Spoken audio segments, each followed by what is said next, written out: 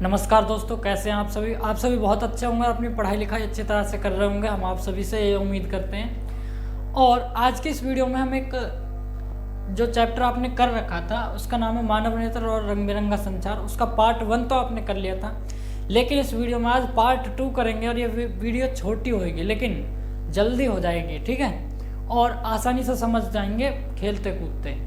तो ज़्यादा देर ना करते हम इस वीडियो को शुरू करते हैं, क्योंकि हम आप सभी के समय की कदर करते हैं। समय सबके लिए ज़रूरी है, समय को बचाओ, ठीक है। देखिए, पिछले में बता दिया था प्रकाश का प्रकीर्णन, लेकिन इसमें थोड़ा सा और बता देते हैं प्रकाश का प्रकीर्णन क्या होता है। देखिए, वायुमंडल है, ठीक है, वायुमंडल है, उसमें आसपास का वातावरण, इसमें धूल के कण हैं, धूल के कण हैं, मट्टी के कण हैं, धुएं के कण हैं, इन सभी के कण हैं छोटे छोटे। अब इनसे लाइट आएगी और लाइट टकरा जाएगी। तो इनमें वायुमंडल में इतने टुकड़े हैं, इनसे लाइट आएगी, टकरा के दूर चली जाएगी, आएगी टकरा के दूर जाएगी, आएगी टकरा के दूर जाएगी, आएगी टकरा के दूर जाएगी। तो टकरा करके अपने अपने दिशाओं को भटक जाती हैं, और इसकी वजह से प्रकाश पूरे उसमें फैल जाता है, पूरे एरिया में फैल जाता है। और इसी को क्या कहते हैं, प्रकाश का प्रकीर्णन। तो इसकी परिभाषा लिख दीजिएगा आप, ठीक है। अब है टिंडल इफेक्ट, यानी टिंडल प्रभाव। तो टिंडल प्रभाव बहुत आसान है, लेकिन बहुत से लोग कहते हैं टिंडल प्रभाव समझ नहीं आया। आज समझिए, जल्दी आएगा। देखिए, जब प्रकाश किसी बिंब से या किसी जगह से गुजर रहा हो और प्रकाश की दिशा एकदम हमें दिख जाए, उसी को कहते हैं प्रकाश का प्रकीर्णन। अभी आसानी से आप समझोगे। देखिए, सुबह सुबह उठते हो, अगर टीन में थोड़ा सा छेद हो रहा हो तो, या फिर अभी कमरा है, खिड़की है, तो खिड़की से जब रोशनी आती है तो आप उसको देखते हो, और जब देखते हो तो वो प्रकाश की दिशा एकदम दिख जाती है आपको, क्योंकि उसमें से कुछ धूल के कण गुजर रहे होते हैं, साफ साफ दिख जाता है। तो वही देखिए, अब दिशा दिख गई आपको, तो वही है Tyndall effect.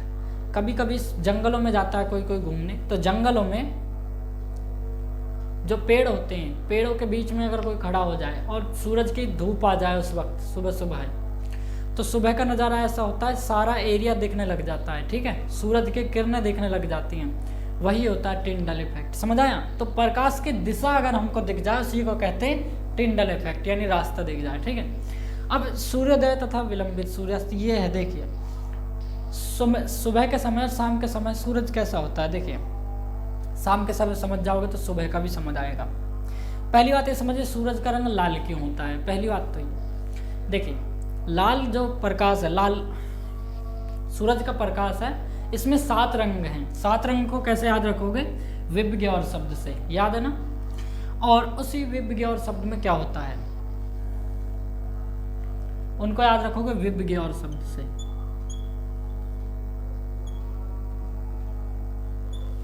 Violet, indigo, blue, green, yellow, orange, red, ठीक है। ये हिंदी में समझ जाओ, बैंगनी, जामुनी, नीला, हरा, पीला, संतरी और लाल, ठीक है।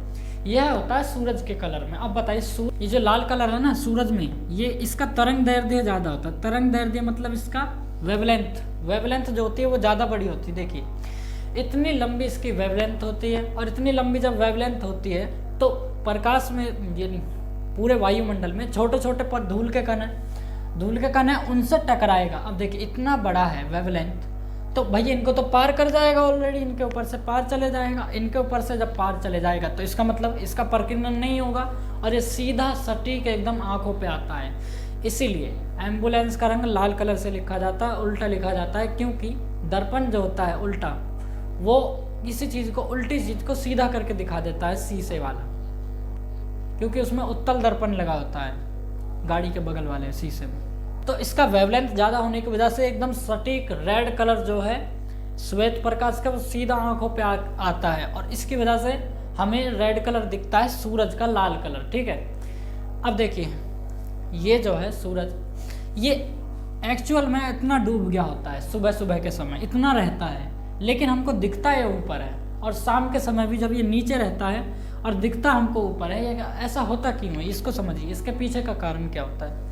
तो यहाँ सूरज है, इसके ऊपर वायुमंडल की कई सारी परतें हैं, ठीक है, एटमॉस्फेयर, स्ट्रेटोस्फेयर, बहुत सारी हैं, ठीक है, इनमें ट्रोपोस्फेयर वगैरह सबको मिला के तो बहुत ज़्यादा होती हैं। अब देखिए, यहाँ पे कोई आदमी खड़ा होकर के अगर देखेगा तो इसकी तो नज़र गई सूरज पे। अब सूरज जो है, सूरज का लाइट आ रही है, सूरज का तो प्रकाश है खुद का, उसके प्रकाश अगर आ रहा है आंखों पर, तो सूरज का जो प्रकाश यहाँ से आ रहा है ना, ये आ रहा। अब ये क्या करेगा, शाम के या सुबह के समय वायुमंडल के कई सारी परतों से हो के गुजरेगा।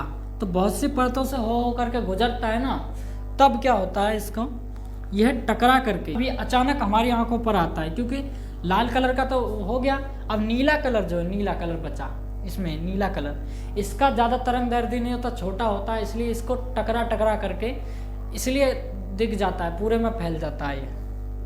अब इसी की वजह इनको पार कर करके आएगी, तो इसका जो है प्रकाश के बाकी रंगों का बिखरना चालू होगा, और इन सभी का बिखरना चालू होगा, और हमें एग्जैक्ट लाल कलर दिखेगा, और इसकी आभासी स्थिति हमें जो यहाँ पर है वो हमें दिखेगी यहाँ। यही कारण था कि तारे टिमटिमाते क्यों हैं। अब एक आखिरी टॉपिक बचा आप सभी का, इसके बाद में वीडियो ही खत्म हो जाएगी, ठीक है।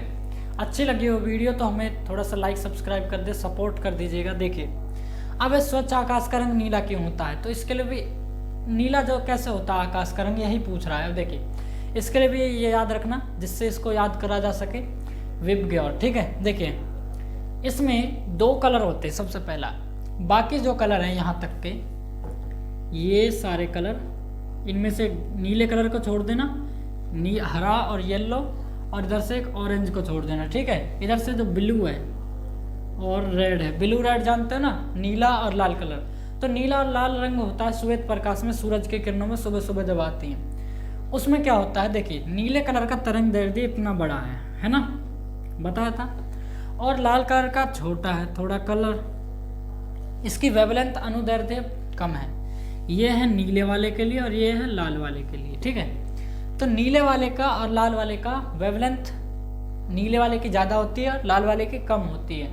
इसकी वजह से अब वातावरण में तो बहुत सारे वो हैं, अरे यार क्या कह देता हूँ, अब वायुमंडल में बहुत ज़्यादा धुएं के इन सभी के कण होते हैं, धूल के इन सभी के कण होते हैं। अब बताइए नीला जो है, नीला रंग, ये नीला रंग ज़्यादा बड़े जो कण होते हैं उनसे टकरा करके बिखर जाता है, ठीक है। और बिखरने की वजह से यह फैल जाता है सभी जगह, ठीक है। और यह जो लाल कलर है इसका वेवलेंथ कम है, यानी अनुदैर्ध्य कम है, और इसका कम होने की वजह से इनको पार कर जाता है, इससे टकराता नहीं है। तो टकराने की वजह से नहीं टकराता, तो आपको पता है टकराएगा नहीं तो सीधा सटीक आंखों पे जाएगा। तो इसी की वजह से सूरज का रंग लाल होता है, बता दिया था, ठीक है।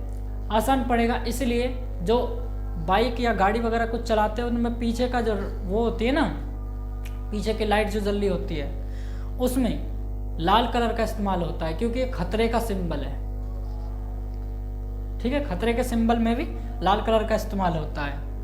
अब देखिए इनसे टकरा टकरा करके ये चले जाएगा, नीले कलर का टकरा टकरा करके पहुंच जाएगा और लाल कलर का कम में पहुंचेगा, तो इसकी वजह से ये नहीं हो पाता और आकाश का रंग नीला हो जाता है। तो उम्मीद है ये चैप्टर भी समझ आ गया होगा। धन्यवाद करते हैं आप सभी का, आपने हमारी इस वीडियो को देखा।